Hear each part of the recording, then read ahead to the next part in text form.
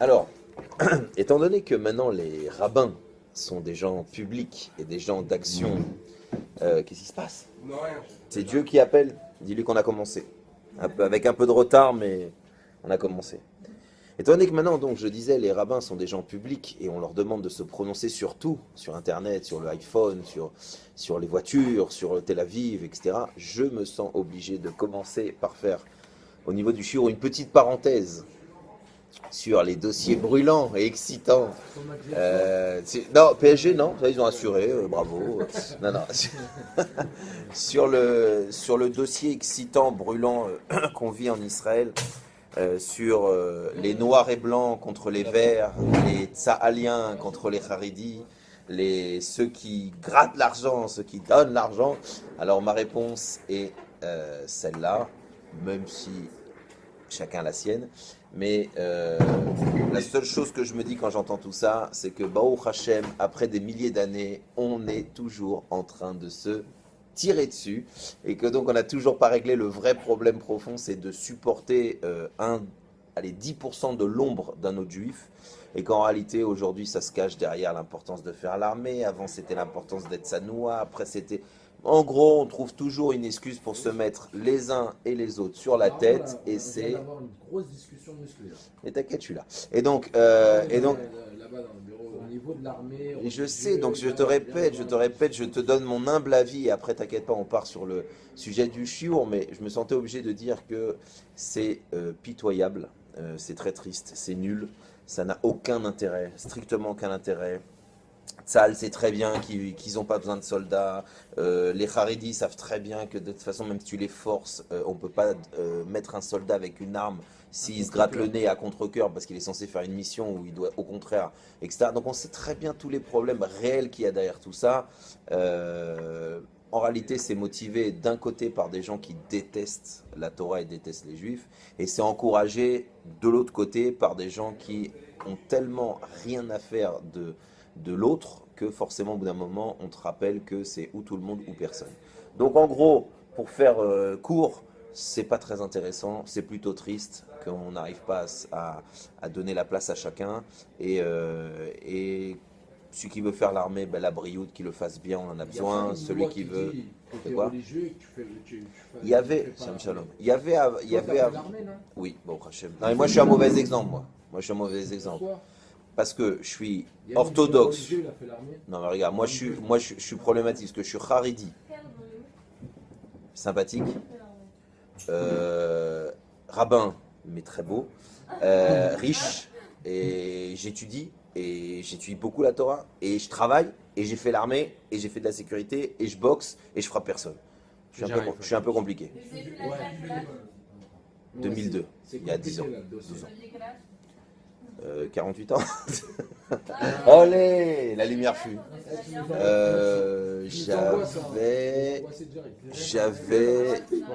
J'avais 36 ans, moins 10, 25, 26. Ah, mais. Ouais, je devais faire 6. Non, non, je devais faire 6 mois. Et après avoir les milouïm, mais en fait, j'ai fait 2 mois, 3 mois à la Rabbanout. Ouais, et j'ai fait 3 mois à la Rabbanout. Et après, et on m'a annulé les milouïm. Magnifique. Ouais, et ce qui est extraordinaire, c'est qu'en fait, la responsable, d'ailleurs, elle parle pas français, mais ma responsable de ce qu'on appelle le Schlafbet. Schlafbet, c'est tous les bras cassés. Enfin, c'est tous ceux qui feront pas 3 ans. C'est tous les trucs un peu bizarres. Donc moi, évidemment, j'étais dedans. Et la responsable de ce service-là, c'était donc une professionnelle de l'armée. Professionnel des bras cassés. Ouais, non, une professionnelle, une jeune comme ça, pas religieuse, avec, je sais pas, elle devait avoir un peu plus de 22, 23 ans, quoi, mais c'était la chef de tout le service. Et, euh, et elle m'a fait un pont d'or. C'est-à-dire qu'elle m'a fait un pont d'or. C'est-à-dire qu'au moment où je lui ai demandé, je lui ai dit, est-ce que, tu sais, je la regardais comme ça, j'ai tué Léonavi. Elle a dit, moi, tu es Léonavi déguisé en fille. Elle a dit, tu peux me le dire, ça. Des trucs de malade mental. Elle, Enfin, elle m'a fait un pont d'or, quoi. Elle m'a permis de rentrer chez moi tout le temps. Elle m'a fait sortir pendant les classes. J'avais pas assez tiré. Elle a trouvé le moyen de me valider mes classes. Elle a appelé la base, le responsable. Il est venu me chercher à l'entrée pour me faire ouvrir les portes pour que je m'en aille. Enfin, des trucs de malade. Elle m'a enlevé les milouïm. Enfin, elle m'a fait, je te dis, un pont d'or. Et quand je lui ai dit, mais c'est pas possible. Enfin, Toda d'abord, merci beaucoup. Mais pourquoi? Pourquoi? Il m'a dit, j'ai deux raisons. La première, c'est que tu m'as dit que tu es marié, que tu travailles, que tu t'occupes d'enfants. C'est vrai, je travaillais déjà dans l'éducation. Et qu'en plus, tu as du mal à avoir des enfants. Donc, ma première idée, c'est ben, rentre chez toi et sois avec ta femme, occupe-toi des enfants des autres et annonce-moi, Bezrat Hachem, que tu auras les tiens. Alors tu dis, purée, comme on dit, propre, balèze, quoi, tu vois, j'étais... Ah. Et j'ai dit, ok. Elle me dit, la deuxième chose, c'est que je sais que ça se voit pas, elle fait un grand sourire, tu vois. Elle me dit, mais mon frère, il est parti aux États-Unis et je crois qu'il a rencontré le même rabbi que toi parce qu'il a la même barbe que toi. Et tu peux pas savoir comment il me manque. Et quand je t'ai vu arriver, j'ai eu un coup d'angoisse new-yorkaise et j'ai dit, celui-là, si je peux l'aider, je l'aiderai jusqu'au bout. Et j'ai dit, eh ben merci la barbiche. Ouais. Elle me dit, ben, je me dis, ben, merci la barbiche. Et donc tu vois, Dieu comment il se débrouille, tac, tac, tac. C'est-à-dire que comme moi, en fait, je voulais pas ne pas faire l'armée, mais d'un autre côté, c'est vrai que ça rentrait pas trop dans le programme du truc. Alors sans avoir eu besoin de jeter des pierres, de m'allonger par terre, de baver, bon, Hachem, Dieu s'est débrouillé pour que je fasse ce que j'ai besoin, que j'apprenne, que je puisse faire Mifsaïm là-bas, que je puisse apprendre que j'ai, bon, Hachem, lavé quelques soldats qui étaient morts, parce que j'étais à la Rabbanou, donc à la Chavra Kadisha, en des mitzvot, quoi. Donc bon, Hachem, ça m'a rajouté de l'expérience, et c'est bon. Donc, juste pour fermer la parenthèse, ouais, c'est nul, ça n'a aucun intérêt en réalité. C'est évident qu'il y a des questions, pourquoi la Torah elle est attaquée, comment ça se fait que certains doivent le faire, certains ne veulent pas le faire, mais ça dépasse, si ça rentre, et si en réalité le but profond de tout ça c'est juste se mettre sur la tronche et encore une fois ne pas être solidaires les uns les autres et encore une fois ne pas donner, alors vraiment on perd tout. C'est-à-dire que si c'est un débat intelligent, utile, qui va permettre à chacun de se trouver et d'être plus fort dans son tafkid, la vola bracha, au contraire la Gemara c'est que des questions et des remises en question. Mais si c'est juste pour pointer du doigt ton ennemi juré et en plus c'est ton frère, je vous dis, Baruch Hashem qu'on se reçoit la pluie et pas des missiles, parce qu'en général, quand on commence à se frapper les uns sur les autres, on est juste en train de créer le nouvel ennemi Goy qui va nous taper dessus par la suite. Donc bon, voilà, ça c'était la petite parenthèse. Maintenant, est-ce que vous avez reçu mon texto? Non, bah c'est pas sérieux. Pourtant, si vous regardez dans vos téléphones, vous allez recevoir, attention, grosse bouffe, détente, happy hours, gros plan, attention, licence 4, free alcool, on va se déchirer. Vous avez reçu ce truc-là? Non, je n'ai pas votre numéro de téléphone. C'est bizarre. Et pourtant, nous avons reçu une invitation officielle de la Badatz de faire Pourim, de la Badatz, du Méadrin, de tous les rabbins. Vous avez reçu une invitation officielle de faire quelque chose qui d'habitude est strictement interdit. Ça veut dire, a priori, boire, manger, c'est Pourim. Si tu reçois une invitation de Pourim et que t'enlèves le côté Pourim Chaksameach, tu gardes juste le programme, tu dis, c'est la fête de qui? Il y a qui se marie? C'est quel pote qui m'appelle? C'est dans quelle boîte? C'est-à-dire, tu vois le programme, ça ressemble bizarrement à ce que toute l'année on te dit Gewalt, tu n'as pas honte. D'accord? Et là, tout d'un coup, on dit non, non, mais c'est une fête. Non, non, il faut boire, il faut boire beaucoup. Alors attention, pas pour se mettre à quatre pattes, hein, c'est pas le but. Mais on te dit, il faut boire, il faut manger, il faut être joyeux, il faut danser. Et le plus troublant dans cette question, c'est que c'est la dernière fête de l'année si on considère que le mois de Nissan, c'est le premier. Donc tu te dis, attends, 2 secondes. J'ai passé tout un an, j'ai passé un an à me renforcer dans la tefila, à me renforcer dans les tefilines, à me renforcer dans la cache-route, à prendre des choses sur moi, etc. Et à la fin, Dieu, pour me remercier et fêter le truc, il me dit, hé, on se lâche? Tu dis, ah non, mais non, je fais un an d'effort. Ça fait un an que j'essaye de rentrer bien dans les règles, de faire attention, etc. etc. Et tu fêtes la fin de mon investissement dans la Torah par une bonne petite soirée. Quoi, on est à la fac? C'est quoi? C'est la fête du fin de semaine? C'est la partie after?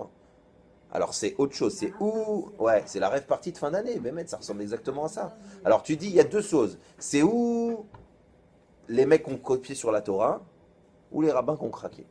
Ils ont craqué, à la fin ils ont dit écoute, toute l'année, là maintenant, on boit, on danse, on kiffe, On se déguise. Adeloyada, on se déguise, ah oui, olé, oui, bah merci, et les plumes, et les fanfares, messieurs, carnaval de Rio, et c'est moi qui paye la boisson. Alors évidemment, je provoque. Purim, c'est pas un carnaval. Mais pas un carnaval, c'est pas un rassemblement de mecs qui veulent se bourrer la tronche. Ça n'a rien à voir, c'est kadosh, kadosh, kadosh. Mais la question est, et elle reste, comment ça se fait que on me demande toute l'année de faire une avodat Hashem qui est souvent liée au spirituel, à briser la matière, à faire attention à ce qu'on dit, à faire attention à ce qu'on mange, à avoir des limites dans ça, à mettre une mesure dans ci, et que pour fêter ma grande année de mesure et de contrôle, on me dit, allez lâche tout. Allez, vas-y. N'aie pas peur, n'aie pas peur. Ouais, pousse, yalla. N'aie pas peur, bois. Attention, pas pour te faire malade, pas pour vomir, pas pour devenir quelqu'un de débile, mais n'aie pas peur. Et d'abord, je vais répondre à cette question. Vous savez que la Gemara dit, je vous l'ai dit peut-être au moins 8 fois, mais c'est tellement beau et important, surtout que c'est mon chidouche, donc mais c'est tellement intéressant. La Gemara, elle dit que si tu veux connaître quelqu'un, il faut le vérifier sur Kasso, Kiso, Koso. Il faut le vérifier. Si tu veux savoir qui est une personne, il faut la vérifier avec son argent. Est-ce que quand tu lui dis j'ai soif, il a un réflexe du coup de droit pour faire hop, genre cacher, écraser son portefeuille, parce qu'on ne sait jamais si tu vas lui demander 10 shekels. Donc, si tu veux vérifier quelqu'un, vérifie-le comment il se comporte avec son argent. Est-ce qu'il oublie toujours son portefeuille quand tu es au resto? Est-ce qu'il te donne de l'argent avec la bouche? Bezrat Hashem, je vais te donner machin, ou il te donne avec la main. Bon, plein de choses comme ça. Ça, c'est une façon de vérifier. La deuxième façon, c'est avec sa kaoso, sa colère. Comment il est? Tu veux pas quand il est détente, assis, et qu'on lui parle gentiment, et qu'il mange, et qu'il y a le masgan. Mets-le un peu sous pression, le mec. Regarde si en 2 secondes, il devient un animal, il supporte personne, il met une gifle à son gosse, il pousse les gens, il supporte pas dès qu'il y a un retard, ça y est, il déteste tout le monde. Donc, vérifie la personne par son argent, par son ego, par sa colère, et par quand il boit. Est-ce que quand il boit, il se transforme en un singe avec une kippa sur la tête, ou s'il n'a pas la kippa? Est-ce qu'il se transforme comme une autre Mishnah nous dit que quand tu bois un peu, ça te rend heureux, quand tu commences à boire un peu plus, tu commences à être un singe, tu imites tout le monde, et après tu finis comme un porc à mettre le nez dans ta propre bon appétit. Vous avez compris. Donc, exact. Donc c'est pour ça que je te dis, et voilà, et on touche à ça. Donc on te dit, si tu veux connaître quelqu'un, un des tests pour connaître quelqu'un, c'est ça. Mais c'est la bibine, le vin. Eh bien, moi je vous dis honnêtement, d'abord je ne bois pas. Alors, je sais, je suis rabat, c'est un peu décevant, mais je bois pas. Je bois très peu, mamache. Malgré tout, la Torah qui douche le vendredi, qui douche le samedi, qui douche à la Brit Mila, machin, la Torah elle nous encourage, en tout cas il y a un rythme, bon, Hachem, de boisson, même si on peut passer au jus de raisin, mais il y a quand même un rythme soutenu. Moi je suis pas quelqu'un qui boit, et pendant des années, je buvais pas. Jamais, d'accord? Pourquoi? Parce que sans tout connaître de la Gemara, et avant qu'on me donne cette phrase, je pense qu'au fond de moi j'avais un instinct de survie. J'avais une espèce de peur. C'était quoi la peur, comme tu dis toi? C'est qu'est-ce qui va sortir de moi quand je vais boire? Est-ce que je vais révéler que je suis quelqu'un de gentil, souriant, au maximum je m'endors sur l'épaule du chauffeur de taxi? Ou est-ce que je vais me retrouver à chanter des chansons vulgaires, à me mettre à 4 pattes, à me frapper, à détester, à m'embrouiller, etc. Donc en réalité, je me suis rendu compte avec l'expérience que le fait de ne pas boire, ben, c'était se dire oh, calme la bête qui est en toi, va savoir est-ce que c'est un petit lapin joli qui va sortir ou un espèce de vieux dragon dégueulasse qui va faire peur à tout le monde. Et donc comme au fond de moi, sans le savoir, j'avais peur de me connaître, eh ben, je buvais pas pour essayer que l'acteur que vous voyez tous les jours, il soit là. Mais cette réalité, c'est une vraie réalité. Et alors qu'est-ce qui se passe?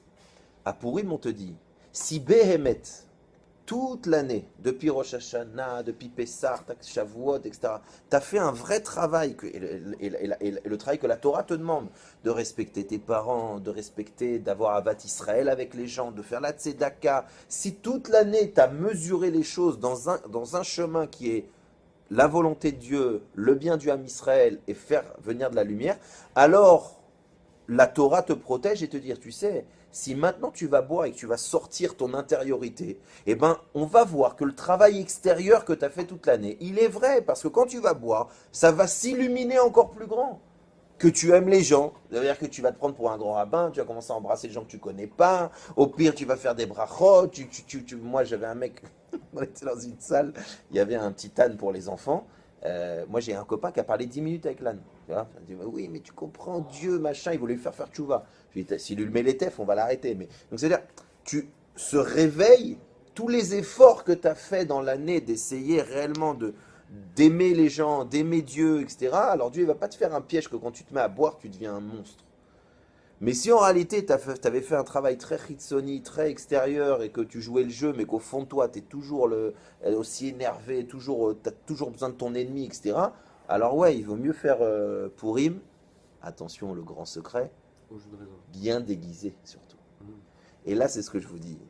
Il y a des gens, les gens qui se déguisent toute la journée, alors à Pourim, ils ont intérêt à trouver un endroit où ils connaissent personne et un déguisement, genre tu sais, la grosse tête de lion, on voit pas qui tu es. Mais celui qui se déguise pas toute l'année, alors à Pourim, il peut se mettre une petite cravate rouge, ça suffira. Il n'a pas honte de ce qui va sortir. Il n'y aura pas un décalage entre sa personne extérieure et sa personne intérieure.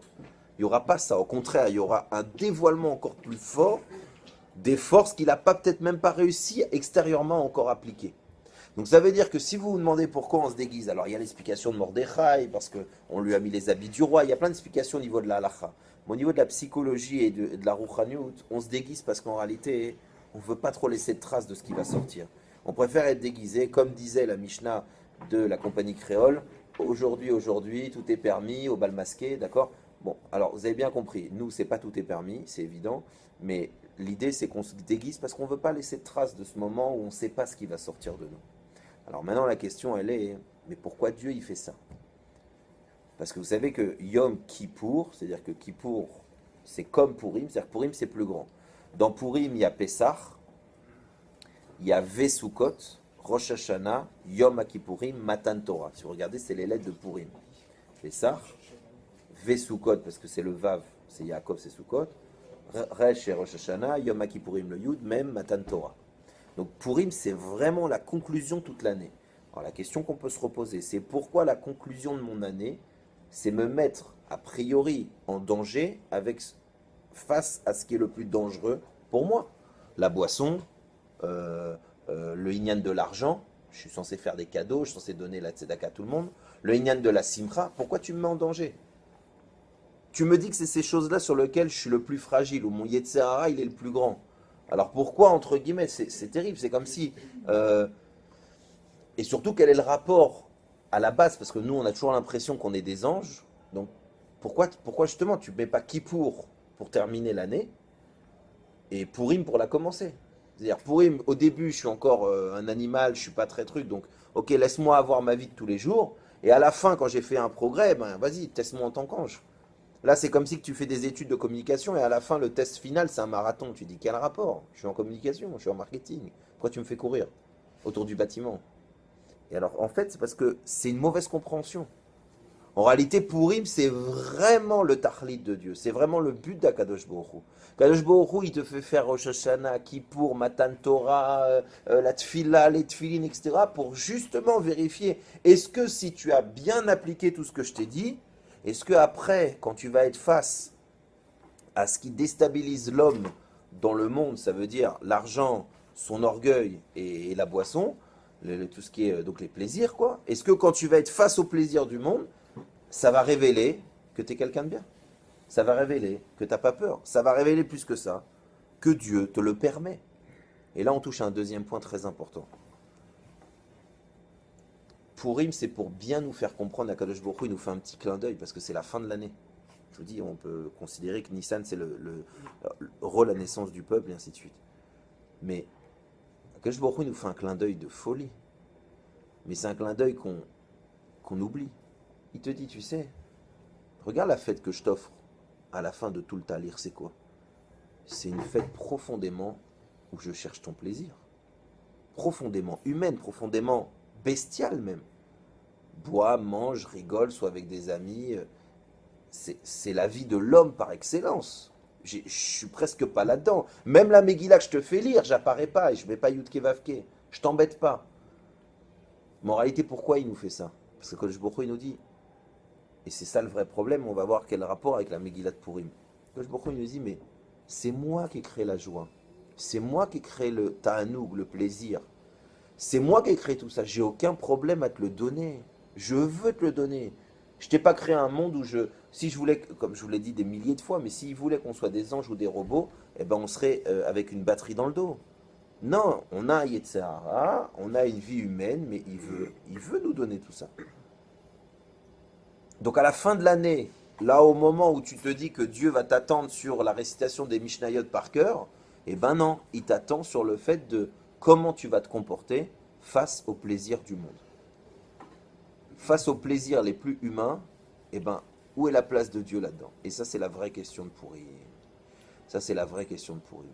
C'est est-ce que je considère Dieu comme une avodah zara, une statue que je visite, un musée que je profite, ou est-ce que je considère Dieu comme réellement le créateur du monde? Et à ce moment-là, il doit générer et être présent justement dans ma nourriture, justement dans mon intimité avec ma femme, justement dans mes rapports humains, justement dans mes rapports avec le monde.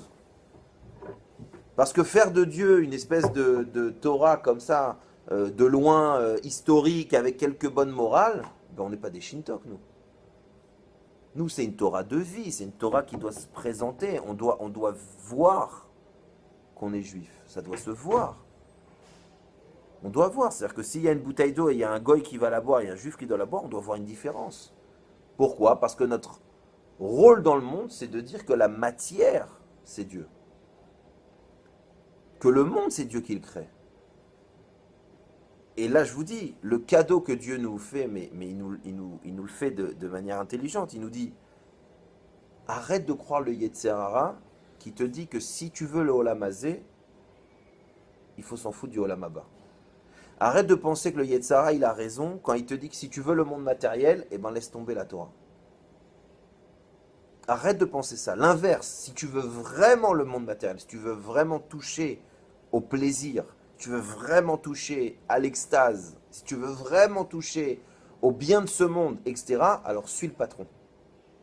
Parce que le problème de tous ces systèmes-là, quand il est la matière, alors ça, je vais vous dire une phrase, vous allez me dire, mais c'est d'une évidence, Jérémy Bémet, des fois ça nous fait de la peine que tu fasses jusqu'à Jéru pour dire des trucs aussi banals, mais on sait très bien que si tu prends un acamol, ça te fait du bien, si tu en prends 25, ça risque d'être plus compliqué. On sait très bien qu'une petite dose de poison peut te guérir et qu'une grande dose te met par terre. Alors vous allez me dire, mais je crois que Jérémy, tu l'as déjà dit. Et je crois en plus que tout le monde le sait. Alors je te réponds, t'es sûr? Alors pourquoi quand il s'agit de ton ventre, tes sentiments, ta vie, tout d'un coup, tu as l'impression que les mesures, c'est à toi de les mettre? Pourquoi tu acceptes qu'un médecin il te dise, monsieur, vous avez de la fièvre, il va falloir prendre 2 acamol matin et soir, et tu lui gueules pas dessus en disant non, non, non, non, et oh là là, il est hors de question, j'en prends qu'un et vous vous débrouillez, monsieur? Pourquoi quand il s'agit d'Akadosh Baruch Hu qui te dit, écoute, je vais te donner le plaisir de la femme, mais il faut que tu n'en aies qu'une, tu commences à lui dire, oh là là, rentre pas là-dedans, c'est un autre problème. Pourquoi quand il s'agit de la nourriture, tu lui dis, non, non, non, attends, j'ai faim, laisse-moi manger viande, lait, rat, chat, éléphant, et ça, c'est pas ton problème. Attends, je comprends. Il y a des mesures ou il n'y a pas de mesures? C'est dangereux le poison ou c'est pas dangereux le poison? Et donc la vraie question de Purim, c'est est-ce que je suis conscient dans ma vie de tous les jours que si j'aime Dieu, il va falloir que je le fasse rentrer dans justement ces choses-là. La preuve que je suis proche de Dieu et la preuve que j'aime Dieu, c'est que je suis conscient que dans les choses qui paraissent être les plus proches de je veux, on avait parlé la semaine dernière de Ani, haine, etc. Ça reste dans la même idée. C'est extrêmement important de comprendre que c'est d'Afka dans ça que tu vas prouver que tu aimes Dieu. Aimer Dieu avec un Télim, c'est facile. Aimer Dieu avec une prière à la synagogue, une fois tous les 100 ans, c'est facile.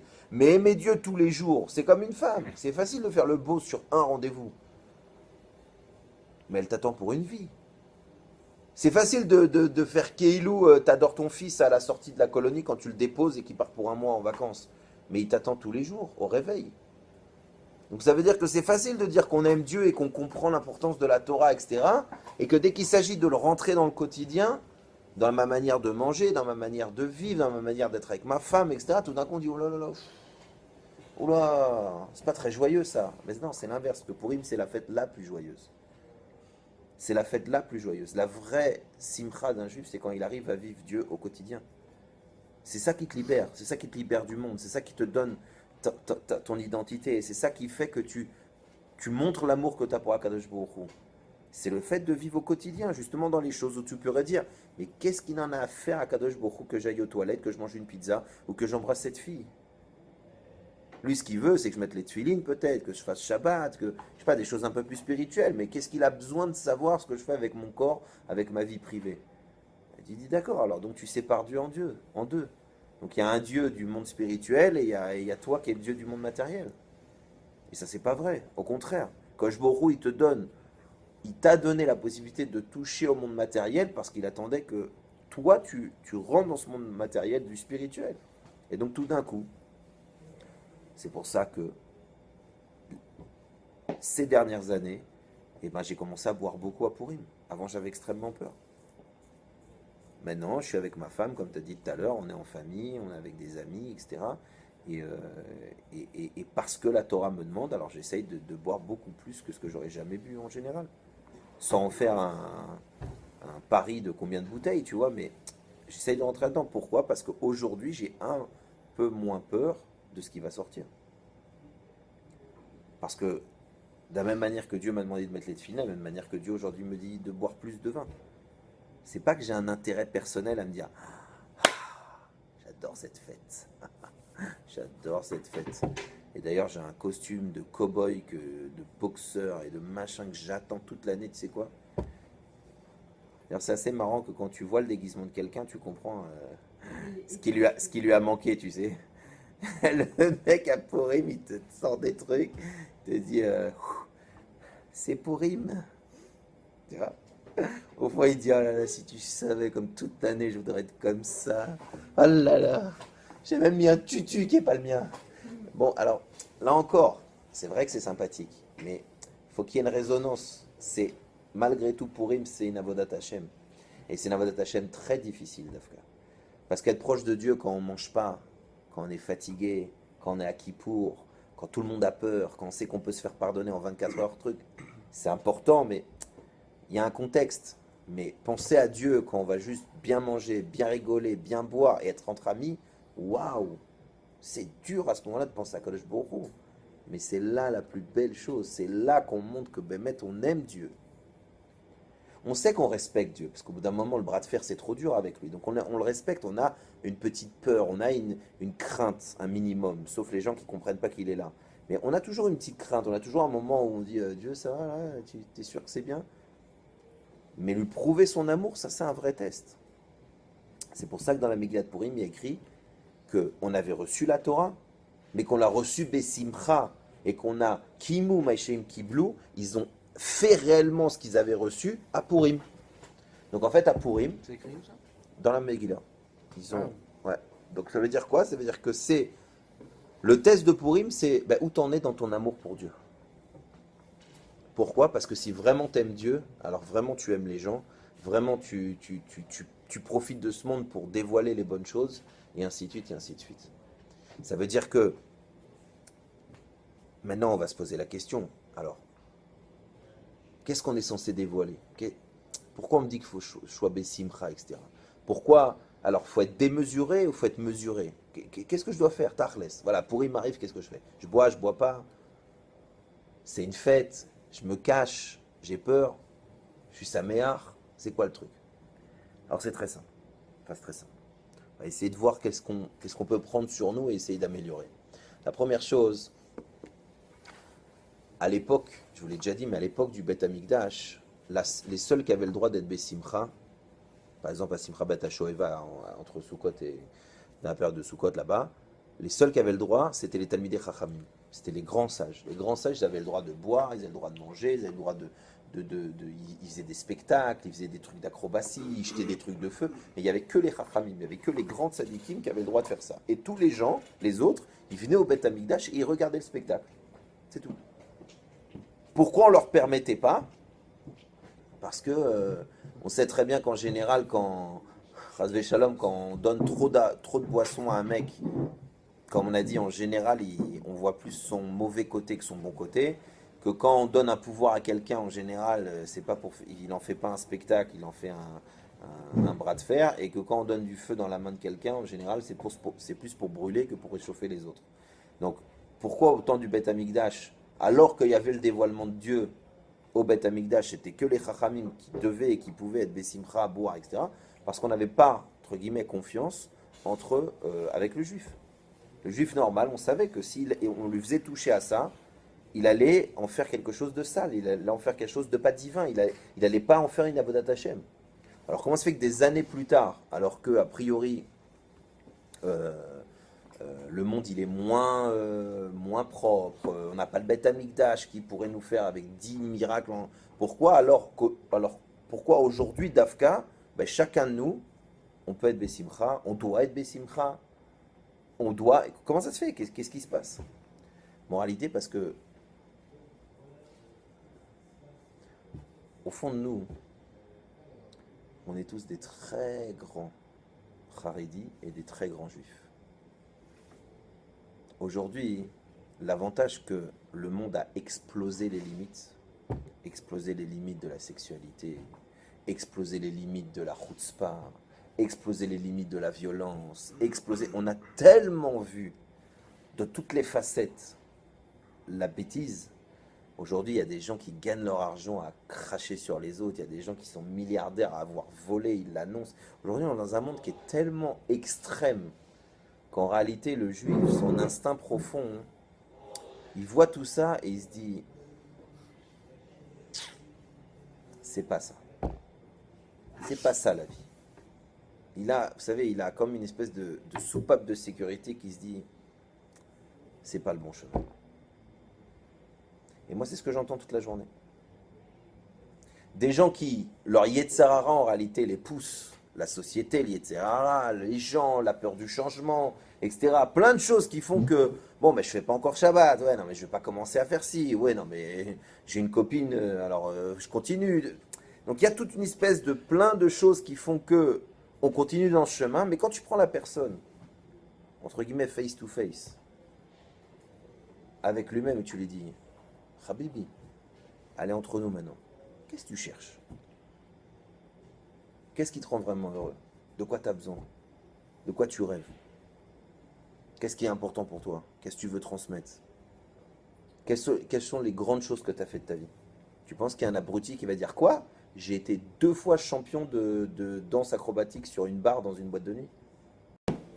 Une fois, j'avais rigolé avec quelqu'un comme ça. Je lui avais dit, tu sais, c'est tellement bête, vraiment bête, à casser les systèmes du Yetzirara, c'est tellement simple que Behemet, ça prouve que la Torah elle a raison, que dire que quand on fait des Averot, c'est qu'on a un roi Arshtout dans la tête. Pourquoi? Parce que si tu prends un roi Arshtout, c'est un vent de folie en réalité. Tape une crise. Pourquoi? Parce que quand réellement tu te poses sans aucun intérêt personnel, t'écris est-ce que c'est bien de faire ça, est-ce que c'est bien de faire ça, tu vas tellement arriver par toi-même aux conclusions que la Torah te donne, puisque la Torah c'est Dieu, et Dieu sait très bien comment le monde fonctionne, qu'en réalité il faut vraiment un Yetzirara juif pour dire oui mais je m'en fous.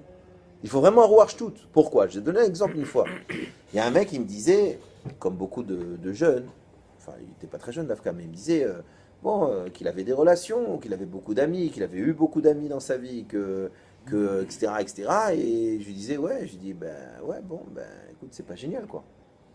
Il me dit, oh Jérémy, enfin, bon d'abord je suis beau, je dis, moi aussi, c'est pas le problème. Mais il me dit, non mais regarde, écoute, c'est normal. Enfin, tu sais que c'est normal. Je dis, oui, c'est écrit depuis la première paracha de la Torah, il y a écrit qu'un homme et une femme, ils sont ensemble. Donc ouais, tu sais pas un chidouche. Non, ne crois pas que je suis pas au courant, que nous, on le sait pas. Non, je le sais. Mais, alors il me dit, ok, donc d'abord, bon, il est rassuré, et il pensait peut-être que moi je savais pas qu'un homme et une femme, ça s'attire et que ça se regarde. Bon, donc ça, il était rassuré. Après, il me dit, oui, mais tu comprends, regarde, écoute, c'est important, il faut avoir un minimum d'expérience dans la vie. Et puis c'est important pour ton mariage, pour ta femme. Alors, j'ai fait le lourd et je lui dis, bah, tu sais quoi? Je m'imagine le rendez-vous avec ta femme. Le premier rendez-vous avec ta femme. Tu vas la voir, tu vas lui dire, écoute, chérie, j'ai une bonne nouvelle pour toi. Je vais te rassurer. Tu es là. 127e! Wow! Allez, c'est pas beau ça? C'est pas beau. T'es pas tranquille maintenant, t'es pas rassuré. Mais je suis une star. Alors écoute, j'ai un diplôme. Alors écoute, j'ai fait de l'italienne, j'ai machin. Je vais te montrer tous mes diplômes. Alors, mais j'ai rendu. Mais alors, je suis romantique, je suis sympathique, je suis bilikik, je suis mikik. Mais ta femme va dire, mais tu sais quoi, regarde, j'ai une bonne nouvelle. T'es le 99e mec que je viens de jeter aussi. Vas-y, rajoute-toi sur l'autre liste, toi. Elle va dire, mais il est malade mental celui-là. Qu'est-ce qu'il vient me vanter son curriculum vitae là? Tu sais, genre, écoute, j'assure, j'ai plein d'expérience. Tu veux des téléphones de gens qui peuvent te. Des amlatsot, comme on dit, tu sais, oui, oui, très. Ouais, comment tu dis? Des recommandations de mon arrière-copine. Il va dire, mais t'es un malade mental. Alors pourquoi tu me fais. Alors, donc là, quand je lui ai dit ça, il m'a dit, ah ouais, bon, le coup de l'expérience base. Et après, il est venu sur tous les sujets de dire, oui, mais tu comprends, c'est important, la nature, le machin. En gros, je vous dis, Bémet, c'est tellement terrible que la Torah est vraie que plus on l'étudie et plus on ne veut pas l'étudier. Parce qu'on arrive dans une dynamique où on se dit, eh ben ouais. Le seul problème, c'est que j'ai un Yetzirah et que ça va être compliqué de le briser. Mais en réalité, c'est tellement vrai, c'est tellement simple à comprendre. C'est comme... Comme c'est pourri, j'espère que ça vous fait rire, même si c'est pas un sujet marrant, mais... un sujet que j'ai moi aussi eu beaucoup de mal à comprendre, jusqu'à que je me brise et que je me dis, bon attends, si la Torah elle dit qu'on peut pas, on peut pas, faut pas arrêter de... D'accord? Pas exagérer, il y a sûrement quelque chose derrière, Dieu sait.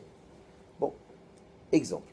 Là, bon, Hachem, on n'est pas du tout dans le contexte, on est à jeun, on est crevé et il fait moche.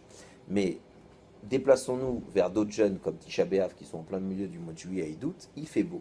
Alors une fois, je me suis posé, j'ai exposer le sujet de la plage, qui est un endroit franchement kiffant, il fait beau, c'est sympathique. On paye même pour certains des millions pour être sur une plage. Je ne parle pas de cette non-compréhension que j'ai que plus l'habit il est petit, plus tu le payes cher. Ça, j'ai jamais compris comment ça marche. Il faudra que quelqu'un m'explique comment ça fait qu'un petit habit, très petit, il coûte cher alors qu'il y a moins de tissu. Bon, ça c'est un autre problème. Et donc j'ai posé la question une fois à des gens, et je leur ai dit, écoutez, voilà, je vous invite chez moi. Sympa déjà. C'est cool, non? Alors, je vous invite chez moi, et je vous dis, bah, rendez-vous à 10h à Jérusalem, venez à la maison. D'accord? Et vous venez à la maison. Et j'ouvre la porte, et donc, mademoiselle et monsieur, bon, pas un homme, c'est monsieur quoi qu'il arrive. Mademoiselle, monsieur, vous rentrez à la maison. Et ne vois-tu pas que quand je t'ouvre la porte, je suis en caleçon. Caleçon. Caleçon. Caleçon. Alors là, bon, bah, pour toi, peut-être tu vas te marrer. Pour la dame, ça va être un peu plus gênant comme invitation. Il dit, mais qu'est-ce qui lui arrive? On est venu trop tôt, excusez-nous, machin. Très bizarre ce monsieur. Franchement, bizarre. Les mœurs, vous êtes d'accord? C'est limite pour un rabbin d'oser dire ça. C'est très bizarre un mec pareil. Ok, laissez de côté, on fait une pause. Deuxième scène. Vous êtes chez Micheline. Et il y a d'autres enfants. Et puis par hasard, tu dis je peux aller aux toilettes. On te dit oui, couloir, deuxième porte. Puis toi, t'entends couloir, deuxième porte. Mais t'entends aussi troisième porte, tu fais pas très attention. Et donc, tu n'es pas chez toi, tu rentres, et puis tu ouvres en pensant que c'est une petite porte de toilette. En réalité, c'est la porte de la chambre de Jacqueline. Et Jacqueline, elle est en train de s'habiller, se changer. Et évidemment, quand tu rentres, toi, tu fais pardon, et elle fait to avec un saut vers la couette.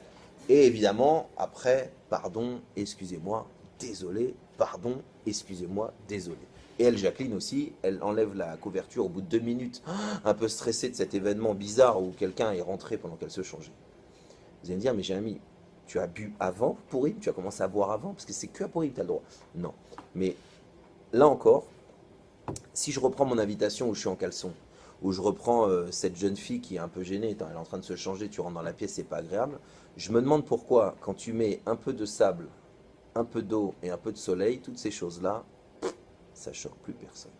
Salut! va bien. Je vais expliquer.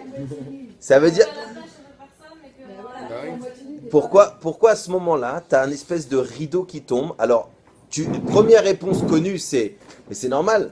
Tout le monde est comme ça, c'est le contexte. Alors moi, je vais mettre à l'entrée, comme il y a écrit à Macharim, attention, dans ce quartier, habillez-vous. Moi, à l'entrée de chez moi, je vais dire, attention, let the sunshine blaze, you are the sunshine of my life. Laissez vos habits à l'entrée, tout le monde sera comme ça, tu te sens bien. Au mieux, pour vraiment t'aider, te mettre dans le contexte, j'ouvre toutes les fenêtres et je te mets même du sable dans le salon. Allez, à l'ail. Un peu de sable, comme ça, ben, tu peux mettre les pieds comme ça. Vraiment, je te mets dans l'ambiance. Mais en réalité, c'est pas compréhensible. C'est terrible, ça fait mal au ventre, ça fait mal au cœur, ce n'est pas compréhensible. Allez, laisse tomber. Moi, je suis habillé, je suis pas en caleçon. Mais cette jeune fille-là, qui bémet, si elle est en train de se changer dans un magasin et qu'elle n'a pas fini, elle a juste encore son t-shirt, et que quelqu'un rentre par réflexe automatique, elle va faire ça. La même, elle va te sauter dans les bras et faire 20 mètres en courant pour te dire bonjour alors qu'elle est en maillot. Tu dis, mais alors pourquoi tu étais angoissé il y a 5 minutes à la magasin? Parce que le contexte est différent. Mais le contexte, je répète, c'est rouarche tout. Et c'est pour ça que je vous dis, c'est terrible quand on laisse la Torah rentrer dans notre vie, comment on se dit, mais comment ça se fait que le Yetzara, il est tellement fort? Comment ça se fait que j'arrive vraiment à faire des conclusions qui sont à la panime? Et c'est pour ça qu'arrive Purim. Parce que Dieu, il te dit, tu sais, toute ma Torah, c'est pour toi. Tout le plaisir dans le monde, c'est pour toi. Moi, je t'ai mis un monde où tu pètes sa mère. Je t'ai mis un monde où tu vas toucher au plaisir. D'accord, je t'ai tout fait pour ça. Mais je te demande de comprendre qu'il y a un mode d'emploi. Parce que, là encore, si tu fais une surdose de soleil, tu vas griller pas que ta peau. Si tu fais une surdose d'amour, tu vas être malheureux. Si tu fais une surdose de ta'anoug, de plaisir, tu vas en vomir. Comme un bon vin.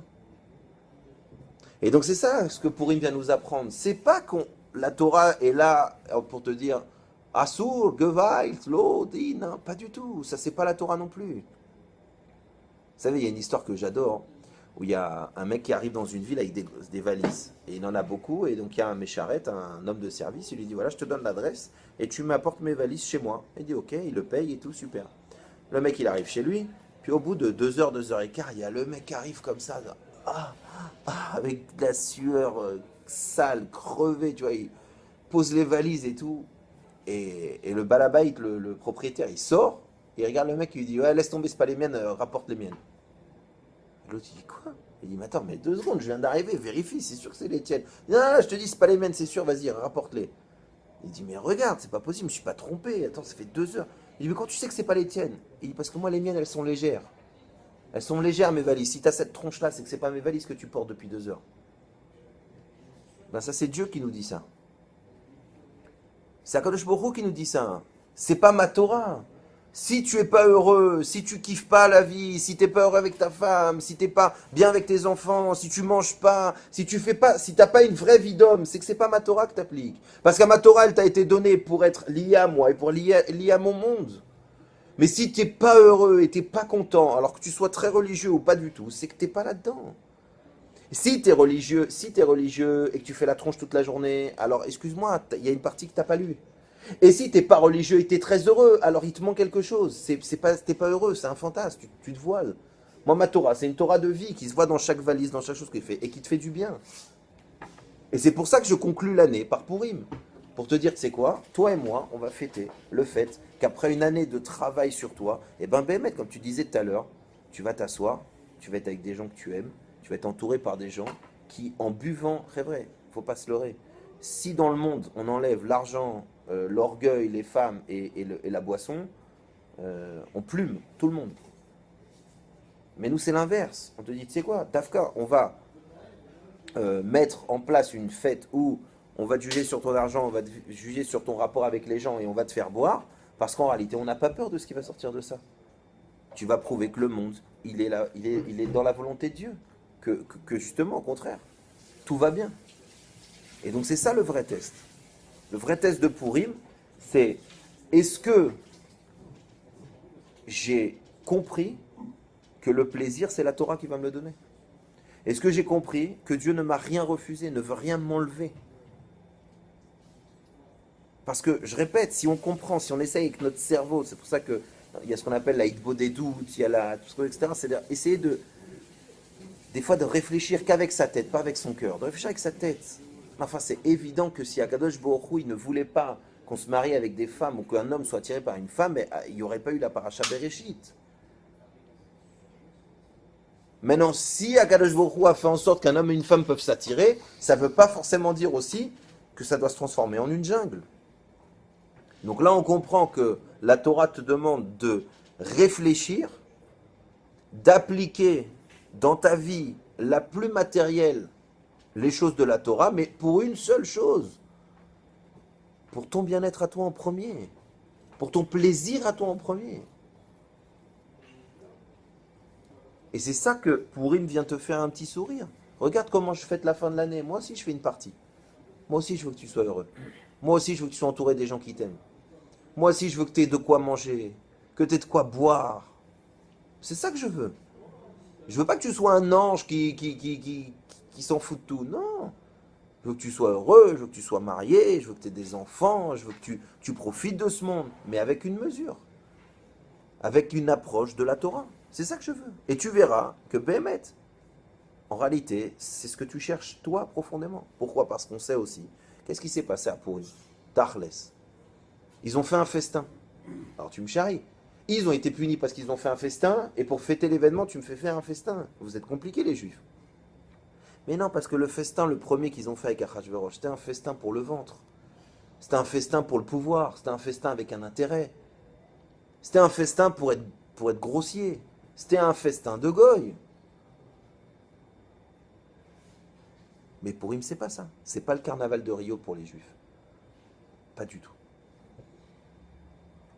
Et à partir du moment où tu comprends la juste mesure de la chose, alors Béhémet, c'est une mitzvah de boire, c'est une mitzvah de manger, c'est une mitzvah d'être heureux, et ainsi de suite, et ainsi de suite. Et donc si c'est une mitzvah, forcément, ça va me rapprocher de Dieu, et donc si ça me rapproche de Dieu, c'est que pour le bien. Je ne peux pas être proche de Dieu, et je ne peux pas mettre Dieu dans le monde, et que sort du mal. C'est pas possible. Seule possibilité, c'est quand au milieu, je me rate. Donc vous voyez qu'en réalité, on est dans quelque chose d'extraordinaire, c'est que, comment vous voyez Pourim, vous? Bon, ben je sais pas, voilà, c'est sympa, on s'amuse. Ben non, en fait, Pourim, c'est vrai que c'est sympa, c'est vrai que c'est Simcha, c'est vrai qu'on s'amuse, mais Pourim, c'est la fête de l'homme dans ce monde, pour bien lui rappeler son rôle, pour bien qu'il ressente que oui, c'est pour lui qu'on a créé des bananes. Dieu, il s'en fout des bananes, il n'en mange pas. C'est pour toi qu'on a créé le monde. Mais prouve que tu sais être dans ce monde, que tu sais profiter de ce monde, que tu sais prendre les plaisirs de ce monde, mais qu'il y a quand même Dieu. Qu'il y a surtout Dieu. Et quand tu fais ça, alors tu n'as pas besoin d'entendre un midrash au moment de la création de l'homme qui dit, tu sais, tu es la plus belle des créatures, tu es le si, mais sache que si tu fais l'âne, même le moucheron, il a été créé avant toi. Ça veut dire que quoi? Ça veut dire que maintenant, arrive Pourim, vérifiez chacun où il se situe dans sa vie. Vérifiez, est-ce que dans mes rapports les plus matériels, quand je mange, quand je parle, quand je rencontre des gens, dans ma vie amoureuse, dans ma vie affective, dans les choses, vous savez, on a dit koso, kiso, kaso. Vérifiez dans ces domaines-là, hein, les domaines humains par excellence, regardez si Dieu est présent là-bas. Si Dieu est présent là-bas, hein, vous allez être proche du plaisir. Vous allez toucher réellement à ce que vous voulez profondément. Si Dieu n'est pas là-bas, il va se passer quelque chose. Vous allez profiter de ce monde, mais faire une indigestion. Comme je vous ai dit tout à l'heure. C'est très sympa, 1 doliprane, 2 doliprane, mais quand on prend trop, c'est dangereux. C'est évident qu'un homme et une femme, ils sont censés s'attirer. Si tu joues trop avant ou pas assez après, tu auras un problème. C'est sûr qu'avoir sa femme, c'est extraordinaire, mais il y a des moments où ta femme, tu peux être avec elle, et des moments où tu ne peux pas être avec elle. Donc ça veut dire que la fête de la démesure, entre guillemets, qui est Pourim, te rappelle qu'en réalité, cette démesure, elle est accessible à celui qui sait vraiment mesurer les choses. C'est-à-dire, oui, tu vas pouvoir toucher à des choses extraordinaires. Rappelez-vous que la prophétie, ça vient quand on est dans la joie. Donc tu peux atteindre des niveaux extraordinaires par la joie, par la émouna. Mais d'un autre côté, si tu fais trop le malin avec le monde, il va t'écraser le monde. Tu ne pourras pas soulever. C'est comme ces valises-là. Tu ne pourras pas, ce ne sera pas les tiennes, tu n'arriveras pas. Et vous comprenez pourquoi, hein, comme je vous ai dit tout à l'heure et je termine là-dessus, vous comprenez pourquoi le monde, il se déchaîne sur ça. Si vous regardez bien aujourd'hui, je vous ai dit, la plupart des gens, ils pensent ou ils croient en Dieu. La plupart des gens. Même les goïms. Même les goïms. Il y a un rouard de spiritualité. Il y a quelque chose dans le monde. D'accord? Les gens sont conscients qu'il y a des etc., etc. Le problème, c'est qu'ils ne veulent surtout pas que ça descende. D'accord, ok. Voilà, nous, on pense que notre Dieu, c'est Jesus. Alors voilà, on le met sur le mur et après, on fait ce qu'on veut. C'est-à-dire, il y a vraiment une coupure. Et la coupure, cette coupure-là, c'est Amalek qui l'a fait. Et Amalek, c'est lui qui a engendré Aman. Et Aman, c'est lui qui a voulu nous tuer. Pour réparer cette chose-là, parce que c'est expliqué dans la Halacha, que si vous lisez la Megillah comme une vieille histoire, vous ne l'avez pas lue. Il faut la vivre. Il faut comprendre que c'est aujourd'hui. Alors, c'est quoi aujourd'hui Aman, Mordechai? C'est que tout ce qui fait, toutes les actions, ou les pensées, ou les paroles, que tu vas avoir, ou tu vas vouloir séparer toi de Dieu, alors c'est toi, Aman. Et je vous donne un dernier secret, mais surtout dites-le à tout le monde.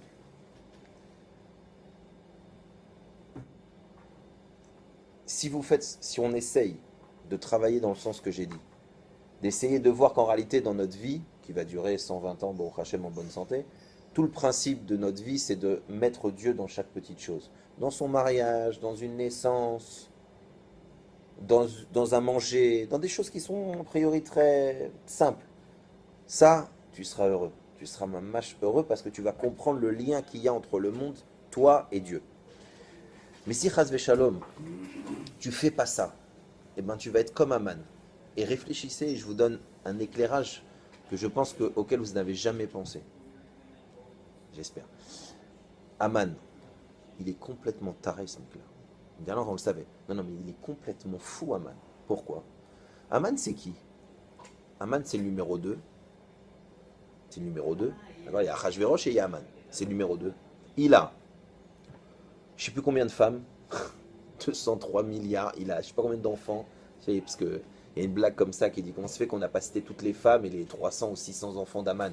Il dit, comme dans la Megillah, on doit dire tous les enfants d'Aman sans respirer. S'il fallait les dire tous, il serait mort le Rav. Donc c'est la petite blague des religieux, mais ouais, parce que ça t'imagines qu'il y en a 300 à dire, t'es mort. Donc, donc il avait les femmes, vas-y, Sacha, il y en a 200 et 1000, une dans chaque port, comme on dit. Okay. L'argent, ok. Pouvoir, c'est lui qui écrit et qui tamponne, d'accord. Tout. Aman, il a tout. Donc t'es d'accord. Donc il devrait être heureux. Mais Aman, il y a un mec. Regardez, je répète. Nombre de femmes, Sacha. Argent, Sacha. Tout top. Il y a un mec qui se prosterne pas devant lui. Un seul. Une personne. Il devient fou. Il devient fou au point qu'il va mourir, qu'il va tout perdre. Mais quel est le... C'est comme si tu as un mec qui est milliardaire, qui a tout pour lui, et parce qu'il fait tomber une pépite d'un paquet, il fout sa vie en l'air. Ça ressemble exactement à ça. Relisez les textes, regardez exactement. Aman, c'est un malade mental. Il va créer une Shoah, il va se foutre en l'air, il va se mettre contre le roi, il va être prêt. Et il va perdre. Il ne le sait pas, mais c'est-à-dire que la haine, ce manque-là, parce qu'une seule personne, une seule chose ne va pas, il est capable de ne plus voir toute la joie et tout ce qu'il avait. Mais pourquoi c'est possible un truc pareil? Parce qu'on est tous des petits Aman.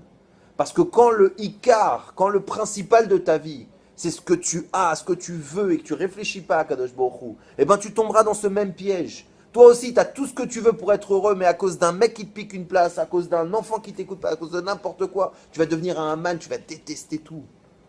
Et tu ne seras pas heureux. Et pourtant, tu as tout, Ribono Shalom, pour être heureux. Tu as tout fois plus. Et toi aussi, tu es un man. Mais pourquoi tu es un man? Parce qu'un man, il n'a aucune compréhension de la Elokout. Un man, il a séparé le nom de Dieu. Pour lui, il y a Dieu là-bas et il y a ma vie ici. Voilà pourquoi il peut tomber dans un piège aussi fou en faisant un calcul de comptabilité le plus débile du monde. J'échange un shekel, une personne contre 9 milliards. Il est capable de faire ça. Pourquoi? Parce qu'il n'y a pas de divinité dans sa vie. Il n'y a pas Dieu. À l'inverse, quand tu rends Dieu dans ta vie, le monde, il est bon pour toi. Le monde, il a un sens pour toi. Chaque petite chose, elle a une valeur. Alors c'est pour ça que je vous dis, quand je vous dis qu'il faut essayer de rentrer Dieu dans les choses du quotidien, c'est pas pour dire, ah ouais, ça va être un peu embêtant. C'est juste pour te dire, tu sais, prends la leçon d'Aman. Aman, il avait tout, d'accord? Tout ce que tu vas rechercher, d'avoir plus d'argent, plus de femmes, plus de ci, il avait tout. Parce qu'il lui manquait une roue de plus dans sa voiture, parce qu'il lui manquait un balcon, ou parce qu'il n'avait pas 10 jours de vacances, mais 9, il est capable de tout perdre et être triste. Pourquoi? Parce que c'est pas de la vraie simcha. C'est pas du vrai olam. C'est pas du monde ce qu'il a, c'est pas de la gashmut. C'est de la saleté, c'est de la grossièreté. C'est pour ça que Dieu dit, tu comprends bien, c'est pas contre toi, mais si tu fais ce choix-là, tu vas ressembler à Aman. Et donc toi aussi, tu vas te foutre en l'air. Toi aussi, après toute cette course-là pour avoir, en fin de compte, un petit détail va tout se faire effondrer. C'est ça le risque. Donc c'est pour ça qu'à Purim, et c'est ce qu'on va faire, on va être heureux de ce qu'on a. On va essayer que déjà ce qu'on a, on en fasse une possibilité de dévoiler Dieu. Et on va faire entrer Dieu vraiment proche de nous, proche de notre salle de bain, proche de notre salon, proche de notre bouche, le plus proche possible. Pourquoi? Pour protéger ce qu'on a. Pour que ce qu'on a, ça reste. Pour que ce qu'on a, ça dure. Pour que ce qu'on a, ça brille. Pour que ce qu'on a ne nous détruise pas. Pas qu'on fait 80 années de galère pour avoir quelque chose et en fin de compte, cette chose, on va se la prendre en boomerang. Aucun intérêt. Bezrat Hashem qu'on arrive à faire ce beau travail. Jacques ou Baruch.